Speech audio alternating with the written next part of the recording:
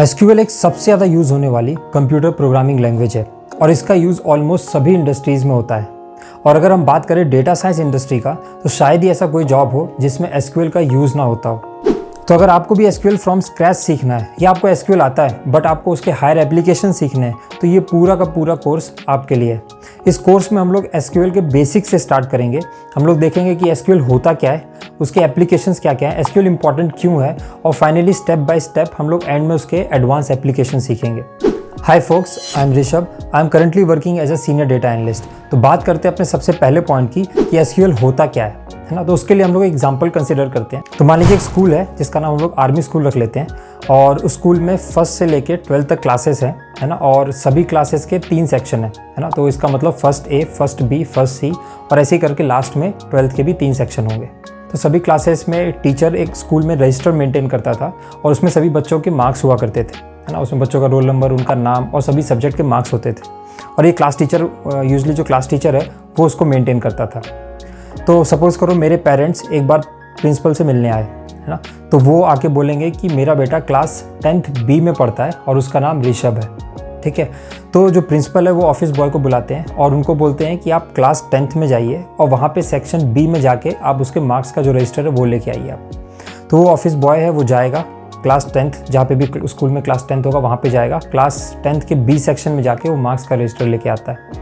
उसके बाद जो प्रिंसिपल है वो उसमें पन्ने पलट के जहाँ पे भी मेरा नाम होगा, मेरा रोल नंबर होगा, उसके सामने जो मार्क्स होंगे वो मेरे पेरेंट्स को बता के वहाँ पे डिस्कस होगा। तो प्रिंसिपल ने जब ऑफिस बॉय से बोला कि आप क्लास 10th के बी सेक्शन का मार्क्स कार्ड लेके आइए, है ना, मतलब रजिस्टर लेके आइए, तो उसने हिंदी या इंग्लिश लैंग्वेज का यूज़ किया होगा, है ना, या कोई एक भाषा का यूज़ किया होगा।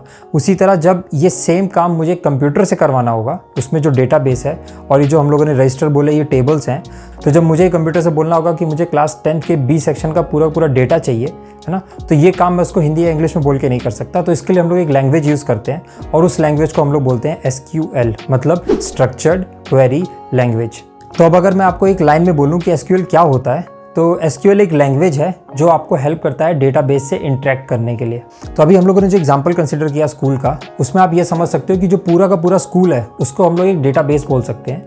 और स्कूल के अंदर जितने भी क्लासेस हैं, मतलब जितने भी क्लासेस में मार्क्स का रजिस्टर है, वो सभी रजिस्टर को हम लोग टेबल्स बोल सकते हैं। तो रजिस्टर के अंदर जितना भी इंफॉर्मेशन है, चाहे वो बच्चे का नाम हो, रोल नंबर हो या उसके मार्क्स हो, इस सभी चीज़ को हम लोग डेटा बोलते हैं। तो अब इस हिसाब से आप समझ सकते हो कि जो पूरा स्कूल हो गया वो हो गया डेटाबेस। स्कूल के अंदर जितने भी रजिस्टर हो गए वो सारे हो गए आपके टेबल्स, और रजिस्टर में जो भी इंफॉर्मेशन है उसको बोलते हैं डेटा।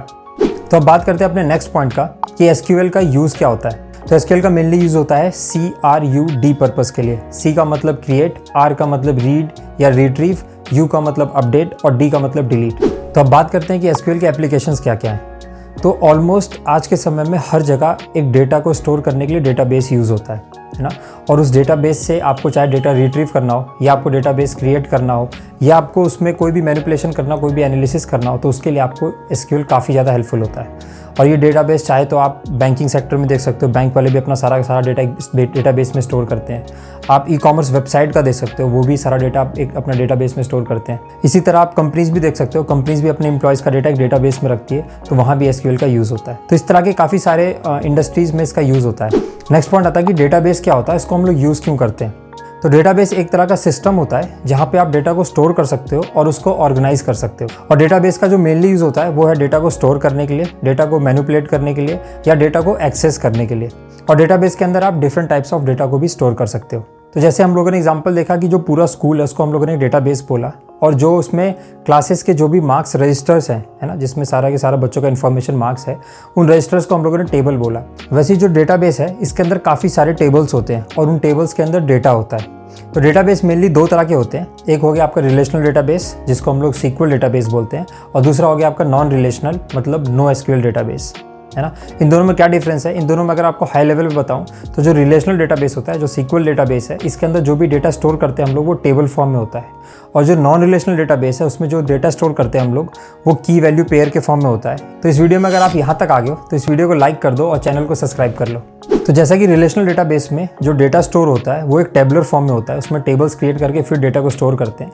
तो काफ़ी लोगों के मन में डाउट आ सकता है कि इसी चीज़ को हम लोग एक स्प्रेडशीट या एक्सेल में क्यों नहीं करते, है ना। इसके लिए एक अलग से डेटाबेस में डेटा को स्टोर करने की क्या ज़रूरत है। तो उससे पहले हम लोग ये जान लेते हैं कि एक्सेल और एक डेटाबेस के क्या यूज़ केसेस हैं। तो जो सबसे पहला पॉइंट आता है एक्सेल को यूज़ करने का, अगर आपके पास जो डेटा है वो स्मॉल अमाउंट में है तब हम लोग एक्सेल को यूज़ कर सकते हैं, स्प्रेडशीट को यूज़ कर सकते हो आप। अगर आपको वन टाइम एनालिसिस करना हो तो उसके लिए हम लोग एक्सेल को यूज़ करते हैं। अगर आपको कोई डायग्राम या कोई चार्ट बनाना हो तुरंत, है ना, तो उसके लिए हम लोग एक्सेल या इसका आप स्प्रेडशीट का यूज़ कर सकते हो। उसके साथ ही साथ अगर कोई अनट्रेन्ड पर्सन है जिसको कोडिंग नहीं आता या जिसको कोई कंप्यूटर प्रोग्रामिंग लैंग्वेज नहीं आती, उसके लिए भी काफ़ी ज़्यादा ईजी हो जाता है एक्सेल पे काम करने का। तो ये तो यूज़ केसेस हो गए आपके एक्सेल के। अब बात करते हैं कि डेटाबेस को कब यूज़ करते हैं। और जो डेटाबेस के यूज़ केसेस है वो है नंबर 1 कि इसमें आप लार्ज अमाउंट ऑफ डेटा को स्टोर कर सकते हो। दूसरा, जो आपका रियल टाइम डेटा है जो कि एक वेबसाइट या एप्लीकेशन से आ रहा है उसको आप डायरेक्टली स्टोर कर सकते हो डेटाबेस पे।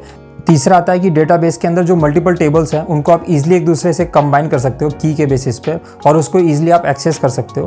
और चौथा पॉइंट आता है कि आप जो भी उसमें काम करते हो उसको आप ऑटोमेट कर सकते हो, है ना, और आप उसको रीयूज़ कर सकते हो। तो इससे आपका काफ़ी ज़्यादा टाइम बचेगा, तो आपकी प्रोडक्टिविटी इंप्रूव होगी।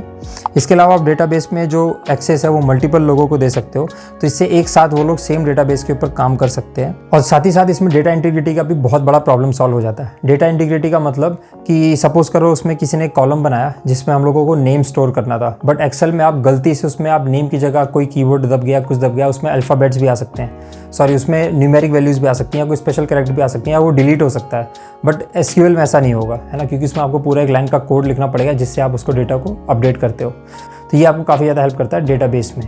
और लास्ट आता है कि जब आपको काफ़ी ज़्यादा डेटा को, जब आपके पास बहुत ज़्यादा अमाउंट में डेटा है, उसको अगर आपको डीप फिल्टर करना है या उसको एनालाइज करना है तो उसमें भी आपका जो डेटाबेस है वो काफ़ी ज़्यादा हेल्पफुल होता है। अब डेटाबेस से अगर आपको इंटरेक्ट करना है तो इसके लिए काफ़ी सारे डिफरेंट प्लेटफॉर्म्स अवेलेबल हैं। जैसे आपका आता है MySQL, है ना, आपका PostgreSQL हो गया, आपका AWS Amazon का Redshift हो गया, Oracle का डेटाबेस हो गया, इस तरह से आता है माइक्रोसॉफ्ट का SQL सर्वर। तो इस पूरे कोर्स में हम लोग SQL सीखने के लिए PostgreSQL का यूज़ करेंगे, क्योंकि इसको सेटअप करना और इसको यूज़ करना काफ़ी ज़्यादा ईजी है। तो वो आप आने वाली वीडियो में आगे देख ही लोगे। तो अगर आपको ये वीडियो अच्छा लगा हो या अगर आपको कोई भी डाउट हो तो आप मुझे कॉमेंट सेक्शन में बता सकते हैं। तो मिलते हैं आपसे नेक्स्ट वीडियो में, तब तक के लिए बाय बाय।